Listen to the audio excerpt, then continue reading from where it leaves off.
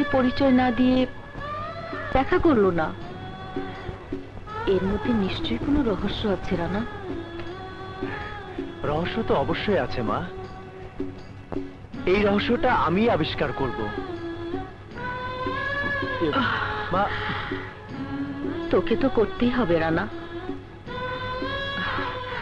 তোর মাকে রক্ত দিয়ে জীবন বাঁচিয়ে গেল, অথচ তার সত্যিকারের পরিচয়টা আমরা জানতে পারবো না। তা তো হতে পারে না বাবা। রানা, তোকে ওই ছেলেটার পরিচয় জানতেই হবে।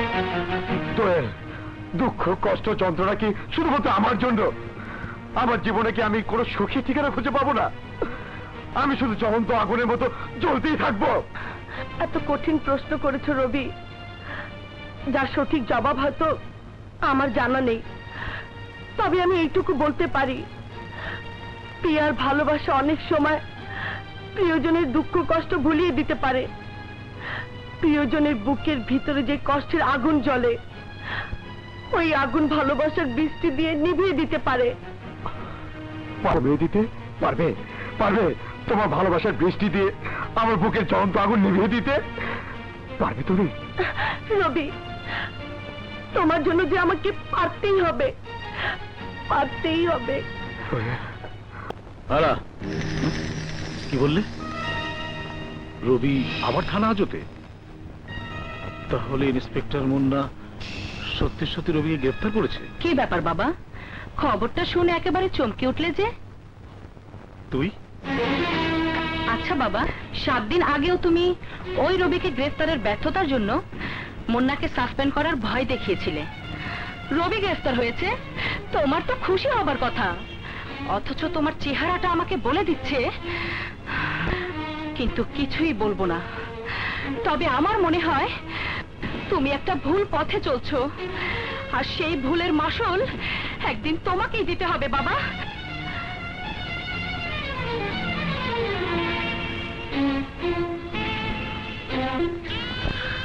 কি বলছো মা, কি বলছো?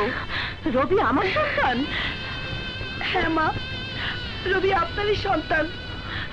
রবি ভুল করে আপনাকে আঘাত করে রক্ত জ্বালানোর পর কিভাবে যন্ত্রণায় ছটফট করছে তা আমি আপনাকে বোঝাতে পারবো না মা। তাহলে আমার রবি আমাকে রক্ত দিয়ে জীবন বাঁচিয়েছে? হ্যাঁ মা, রবির ধারণা আপনি তাকে কোনোদিনই ক্ষমা করবেন না। রবি কোনোদিনই আপনার বুকে ফিরে যেতে পারবে না। তাই নিজের প্রতি প্রচন্ড অভিমান নিয়ে মিথ্যে অপরাধী সেজে আইনের কাছে রানা, তুই তো সবই শুনলি। রবি না জানলেও তুই তো জানিস, আমার বুকের ভিতর রবির জন্য কত ব্যথা জমাট বেঁধে আছে।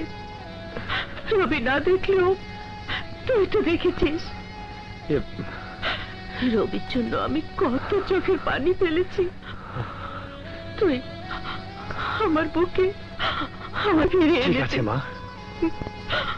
আমি তোর কাছে কিচ্ছু চাই না, শুধু শুধু একবারের জন্য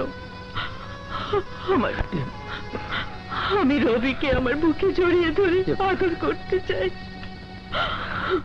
তোর মতো রবির মুখে মা ডাক শুনতে চাই। তোমার এই চাওয়াটা আমি সত্যি করব মা। যেমন করে হোক, যেভাবেই হোক, অন্তত একটি মুহূর্তের জন্য হলেও রবিকে আমি তোমার বুকে ফিরিয়ে আনবো। এখন কি হবে? এখন তো নিজের বুনানো জালে নিজেই আটকে যাবে।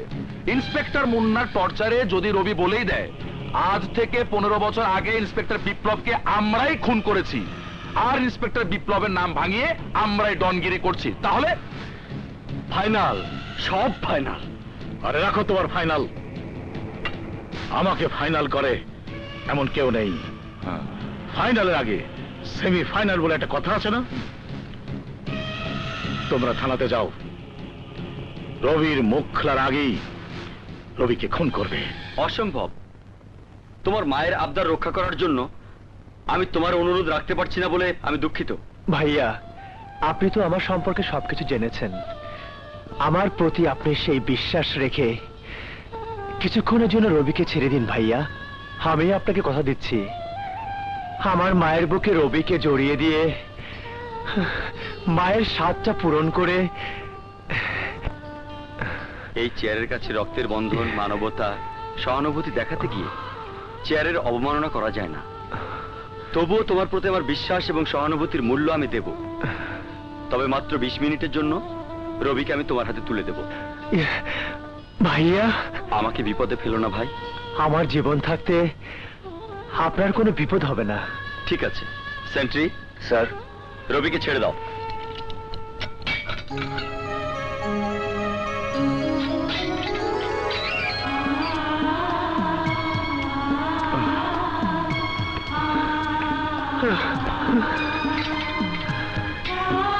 রবি, এই তোর এত বেশি অভিমান কেন রে? মা তোকে বুকে জড়িয়ে নেবে না, কথাটা তুই ভাবলি কি করে? চল মায়ের কাছে চল, আজ ভালো করে জেনে নিবি মায়ের বুকে তোর জন্য শূন্য জায়গাটা শূন্যই আছে ভাই। চল ভাই, চল ভাই, চল চল।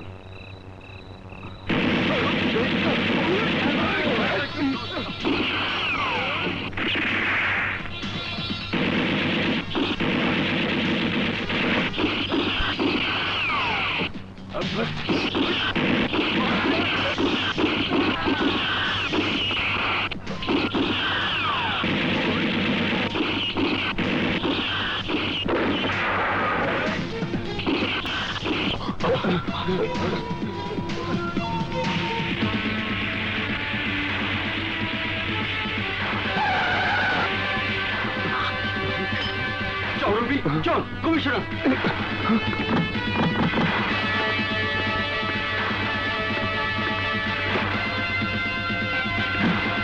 স্যার, এরা আপনার সাথে? উত্তর দেওয়ার সময় নেই, তুমি বলো রবি কোথায়? স্যার, রানা আমার ছোট বোনকে ভালোবাসে।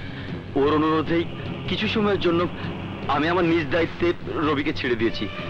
জানি এটা বেআইনি, কিন্তু অনেক বড় একটা দামি কথা বলেছো আকাশ। তুমি তোমার বোনের ভালোবাসার দাম দিয়েছো। আমি এবার এই ভালোবাসার মূল্যটাকে আমার শত্রু রানাকে ঘায়েল করার জন্যে কার্তুজ হিসাবে ব্যবহার করব।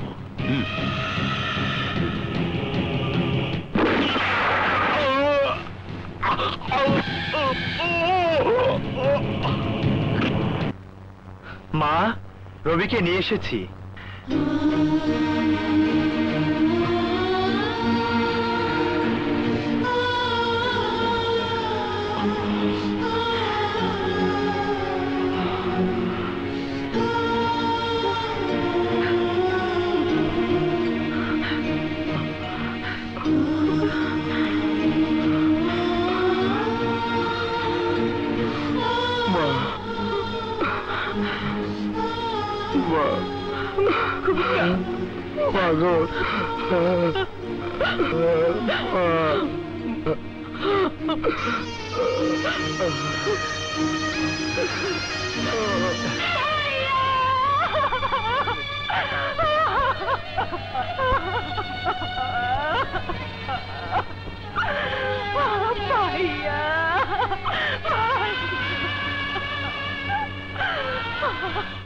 তুমি কি মনে করো একজন আসামিকে থানা হাজতে লক করে রাখলে দায়িত্ব শেষ হয়ে যায়?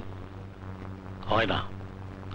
তুমি যদি থানাতে থাকতে তাহলে রানার এত বড় ক্ষমতা হতো না থানা আক্রমণ করে সাব ইন্সপেক্টর আকাশকে খুন করে রবিকে ছিনিয়ে নিতে।